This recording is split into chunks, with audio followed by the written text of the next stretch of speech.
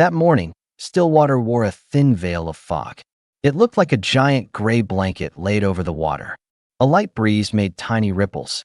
The sound of oars in the distance was like nature's slow heartbeat. Inside the little log cabin I'd built with my wife, everything felt peaceful as usual. When I smelled fresh roasted coffee filling the kitchen, I grabbed my old ceramic mug and stepped out onto the porch. The warmth of the coffee spread through my palms while the cold lake fog kissed my cheeks. At 68, I thought I'd found paradise, a humble cabin, a small boathouse we'd built by the shore, and my wife Linda's memory woven into every plank of wood. But just as I was about to sit in my usual wooden chair, my eyes stopped on a bright orange patch on the boathouse door. Against the silver fog, it looked like a nasty sore, ruining the peaceful view. My heart dropped. I set the mug on the railing and walked over slowly, each step feeling heavier. The sign wasn't taped up. It was nailed right into the wood, the very wood Linda and I had painted together more than 10 years ago. My hands shook as I pulled the nail out. It screeched dry and left an ugly hole in the door. The paper flapped in the wind, but the bold text hit me straight in the face. Lakeside Ridge Homeowners Association. Final notice. Unpaid HOA dues. Demolition scheduled. In that moment, my throat tightened. I'd never been part of any HOA. My grandfather bought this land back in the 60s, and the papers were still in the filing cabinet. And now someone was claiming they were going to tear down the house I'd built with my own hands and the love of my life. Right then I knew this wasn't some simple mistake. This was a declaration of war. Faced with that threat printed on the orange paper, I dropped down onto the wooden steps. The chill from the morning fog seeped into my knees, but in my head, memories came rushing back. I'm Harold Grant, 68 years old, a retired electrician. My life's never been fancy, but I always thought I was lucky. 30 years ago, my wife Linda and I laid every brick, nailed every board, and built this little cabin. It wasn't just a home. It was the result of love, sweat, and countless weekends filled with laughter over a messy toolbox. Right after our wedding, Linda looked at me with that steady gaze and said, "If we're going to spend a lifetime together, we should build a home with our own hands. Do you agree?" My heart pounded, because in that moment I knew I'd found not only a gentle soul, but a strong one too. We chose this piece of land by Stillwater Lake not because it was cheap, but because my grandfather stood here back in 1962, looked out over the still water, and said, "This will be where our family takes root." He bought the land, passed it to my dad, and finally to me. Every generation left something behind here, from my grandfather's faded photo holding up a winter catch to the maple trees my dad planted along the path. Linda passed away 7 years ago after a long illness. Since then, this cabin has been the only place that keeps her close. I still see her in every beam of wood. The kitchen table still carries a stain from the paint she once spilled. The bedroom window still has the blue curtains she insisted on, even when I complained they were too bright. Every morning, I keep the ritual Linda loved: brew strong coffee, step out on the porch, and watch the fog lift off the lake. Sometimes, I swear I still hear her voice. "See that, Harold? This place is so peaceful, nothing could ever touch it." And right after that imagined echo, my chest aches, because that peace is now under threat. Time moves slowly out here. In summer, kids laugh at cabins down the shore, dogs bark, and motorboats hum past. In winter, snow blankets the boathouse. The lake freezes solid, and old men like me drill holes for ice fishing. This little community isn't rich, but it's close-knit and honest. I always thought I'd spend my final days here, with good neighbors and memories that can't be replaced. And then, with just one orange paper, it all felt like it was crumbling. Right before that orange paper showed up, my life wasn't anything special, but it was enough to make an old man like me feel content. Every day I woke up around 5:30, just as the eastern sky turned soft pink. I'd grind coffee with the old hand grinder Linda used to joke it was the morning torture machine because of the loud squeaks. Then I'd take my mug down to the boathouse, sit in the wooden chair I built myself, and watch the fog slowly melt away over Stillwater Lake. As soon as the first sunlight touched the water, fish splashed below the surface, and gulls started circling overhead. I often whispered to myself, "Linda, do you see how beautiful this is?" And for a quiet moment, It almost felt like she was sitting right there with me. Around 7, George Miller, my neighbor who's a little older than me, would walk by with his golden retriever. He'd wave and boom out, "Harold, are the fish biting this morning?" I'd usually laugh and reply, "If I catch anything, you'll be the first to know, George." Sometimes Helen Carter, the widow who lives down at the end of the road, would stop by with a basket of fresh-baked pastries. She'd always say, "You can't drink coffee without something sweet, Harold." Little gestures like that made me feel like I truly belonged to a community small, but close. Each season had its own rhythm. In fall, the lakefront glowed with red and gold maples, and the Lopez kids would run around collecting leaves for school crafts. In winter, snow piled high, and a few of us old guys would drill holes in the ice to fish, sharing the catch with our neighbors. And in summer, we'd gather by the shore to grill meat, crack open cold beers, and laugh loud as the sun set late. To me, this cabin wasn't just a house. It stood for hard work, for family love, and for the bond one shared with the people around this lake. I believed nothing could ever break that rhythm of life. But as I soon learned, sometimes peace takes only one person hiding behind the word rules to turn it into hell. Right after pulling that orange paper off the boathouse, I just stood there, frozen, clutching the nail like it was proof of a crime. The wind off the lake picked up, flipping the edges of the paper back and forth with a scratchy sound that made my skin crawl. I opened it. The words hit me straight in the face. Lakeside Ridge Homeowners Association final notice. Unpaid dues, $11,740.26. Violations: unapproved siding color, non-compliant dock maintenance, exterior paint not in harmony with community standard. My throat tightened. I muttered under my breath, "What does that even mean? I've never been in an HOA." Then my eyes landed on the last line. My heart almost stopped. Deadline: 3 days. Failure to comply will result in demolition. I gripped the papers so hard my hands shook, knuckles turning white. 3 days. They were giving me 3 days to pay up or lose the house I'd lived in for 30 years. I rushed back into the cabin and grabbed the old landline phone. At the bottom of the notice was the HOA office number. I dialed it, still clinging to the hope this was just some clerical mistake. 2 rings, then a woman's voice came on, sweet and rehearsed. "Lakeside Ridge Homeowners Association, this is Monica Reeves. How can I help you today?" I took a deep breath. "Mrs. Reeves, my name is Harold Grant. I just found a notice posted on my boathouse. There must be some mistake. I've never been part of an HOA. My land isn't under your jurisdiction." On the other end, I heard a sharp little TSK, like a teacher scolding a kid for forgetting homework. "Mr. Grant, I see your file right here. It looks like you've owed fees for several years. The balance is currently over $11,000. I clenched my jaw, fighting to stay calm. "That's impossible. I have the paperwork, the property maps, everything proving my land isn't in your HOA." She let out a long, fake sigh. "I understand this might be a shock, but according to our records, your property was annexed into the HOA 6 weeks ago after a community vote. Perhaps you overlooked the notification letter." I froze. Annexed? A vote? I'd never received any letter. "Mrs. Reeves," I said slowly, "if there had been a legal change, I would have been formally notified.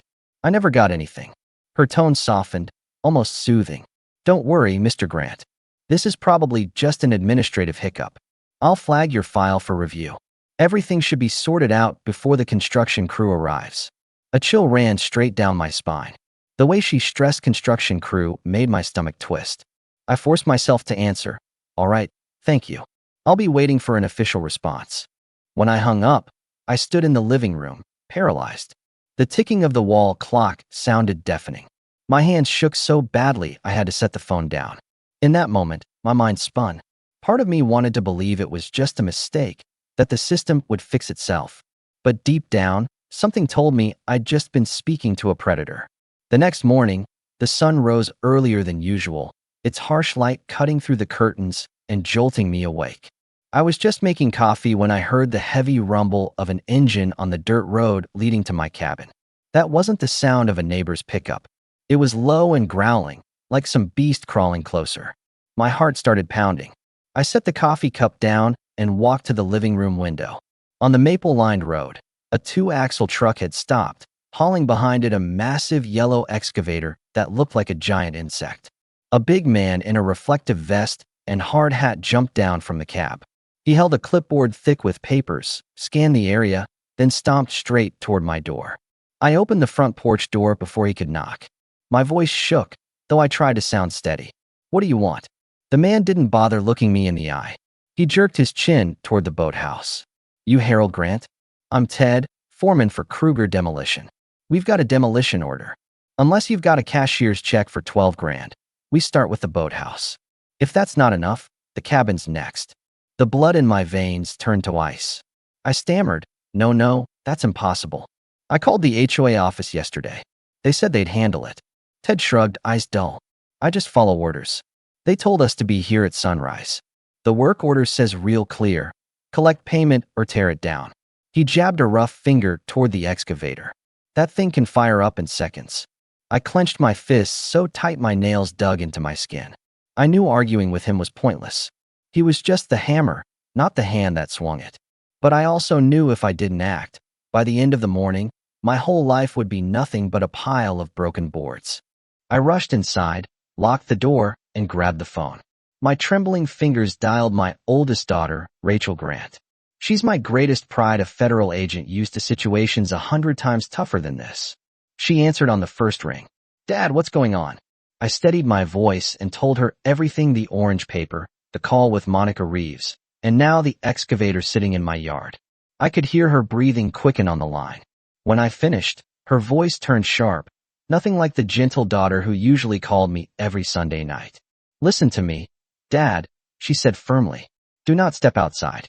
Don't say another word to the foreman. You follow every step I give you." I swallowed hard. "All right, Rachel. First, use your phone. Take pictures of everything: the truck, the excavator, the license plates. If you can, get the foreman's face too. Then gather every document about the land maps, tax records, the deed. Photograph every page, and make sure the timestamp shows. After that, drive straight to the county office and request a certified copy of the plat map.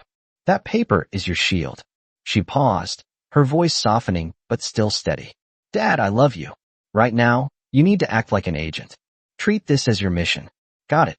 In that moment, my heart pounded, but not from fear. I had a plan. I had a mission. And most of all, I had my family at my back. Right after my call with Rachel, I did exactly what she told me.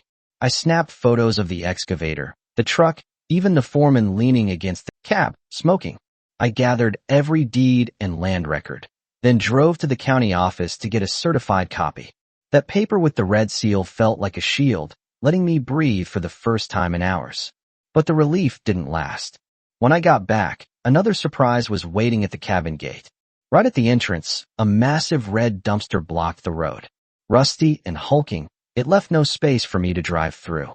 Spray painted on the side in sloppy white letters: "Property of Lakeside Ridge, HOA debris removal."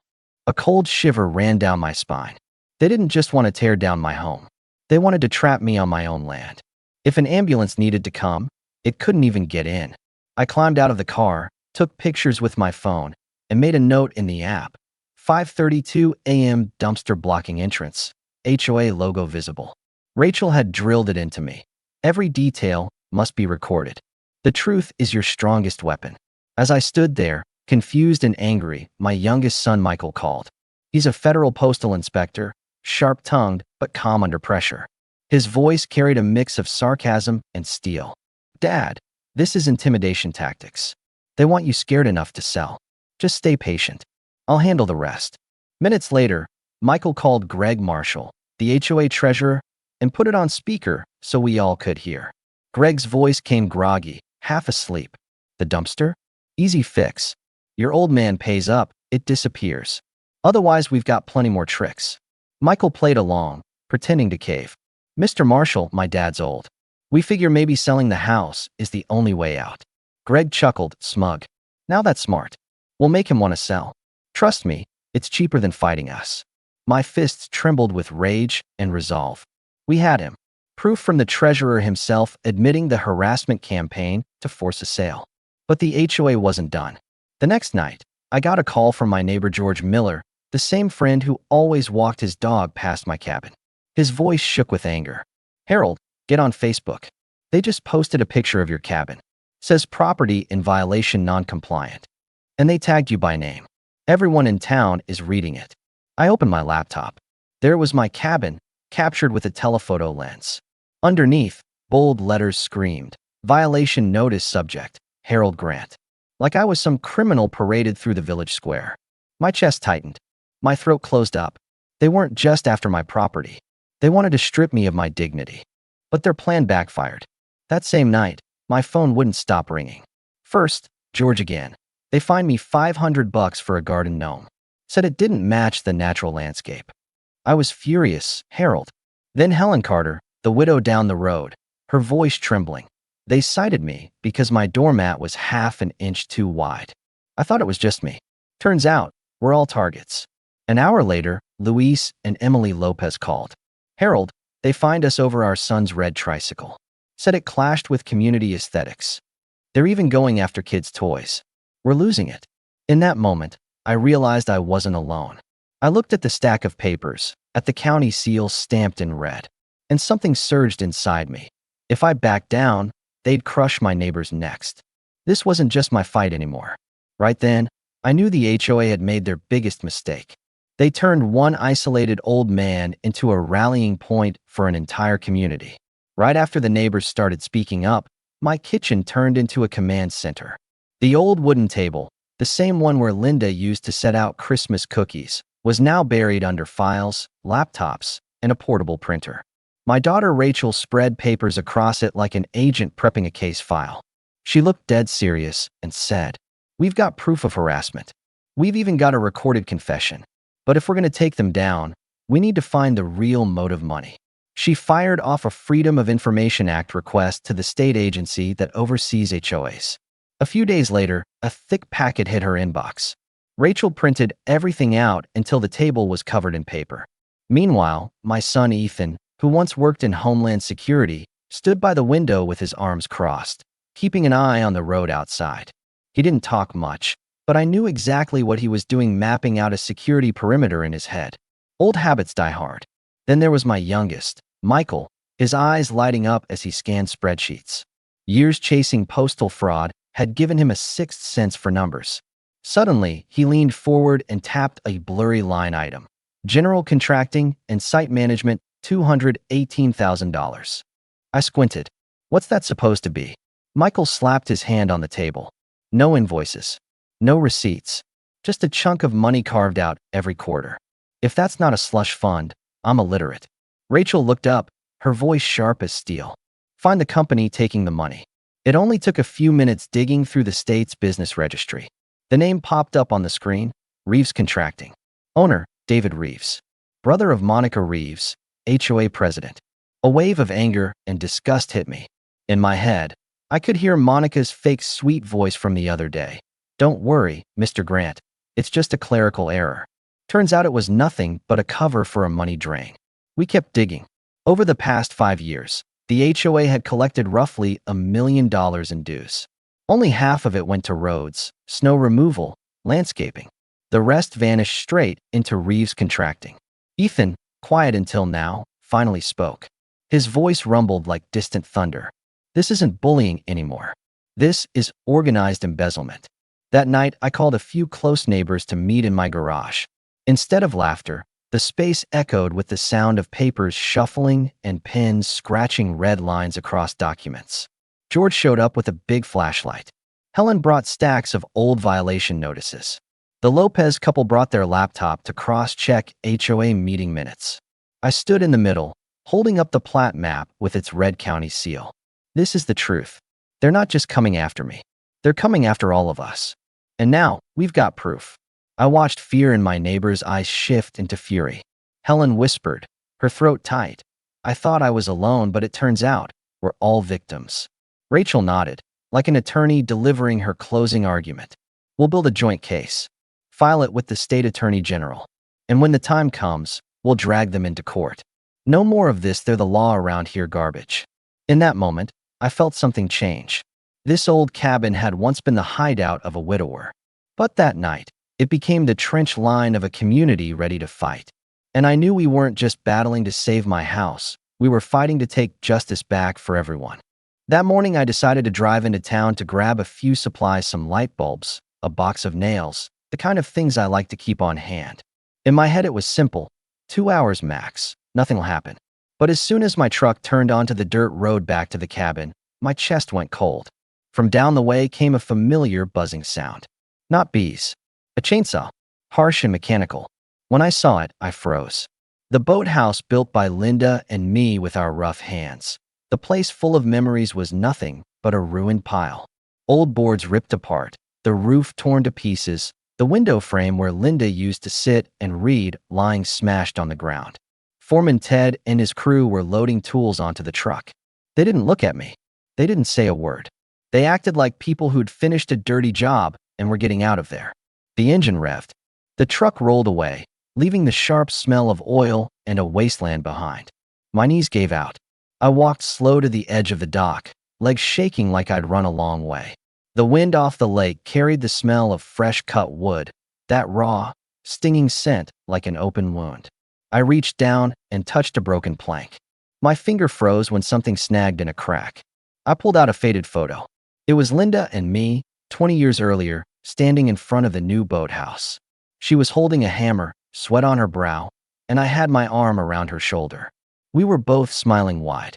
In that moment, my chest tightened so hard it felt like I couldn't breathe. It wasn't just a building gone. It felt like the soul of my life had been ripped away. George Miller sprinted up from the end of the road, breathing hard. "Harold, I am so sorry. We called the police when we saw them bring the saws, but they moved too fast.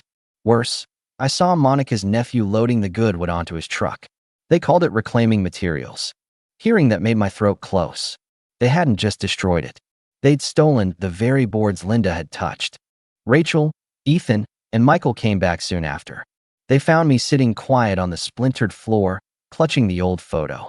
I didn't sob out loud, but inside I felt a silent collapse, heavier than any shout. Rachel knelt beside me and put her hand on my shoulder. Ethan stood behind us, face as hard as steel. Michael scanned the wreckage, eyes burning with anger. No one said it'll be okay. They knew it wouldn't help.